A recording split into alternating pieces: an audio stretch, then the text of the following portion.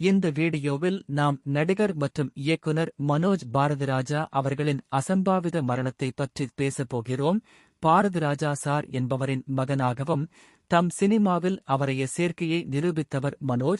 March 2025 அன்று சிறுநிமிடம் cardiac arrest காரணமாக 48 வயதில் திடீரென உயிரிழந்தார். இது தம் திரையுலகிலும் அவருடைய குடும்பத்திற்கும் பெரிய அதிர்ச்சியாக அமைந்தது. அவர் சில நாட்களுக்கு முன் பைபாஸ் சிகிச்சை பெற்றிருந்தாலும் வீடு திரும்பிவிட்டார்.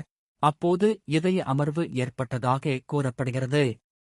அவரது திடீர் இடைவெளி மார்பு தரிசனமான தாஜ்மெஹல், சமுதிராம், அல்லி அர்ஜுனா மற்றும் வருஷ்மெல்லம் வசந்தம் போலிய திரைப்படங்களில் நம்மை மகிழ்த்தார். மேலும் 2023 மார்கசி திங்கள் என்ற படத்தையும் இயக்கினார். அவரது உடல்நிலை குறித்து யாதொரு நம்பத்தக்க செய்தியும் இல்லாத பட்சத்தில் இதய அமர்வு என அறிக்கை வெளியானது மற்றும் பலர் இன்க்ளூடிங் இசையமைப்பாளர் இளையராஜா மற்றும் நடிகர் கமல் ஹாசன் போன்றோர் அவரது மறைவுக்கு ஆழமான வருந்தலை தெரிவித்தனர். அவரின் மரணம் தமிழ் திரையுலகிற்கு மிகவும் பெரிய இழப்பாகும்.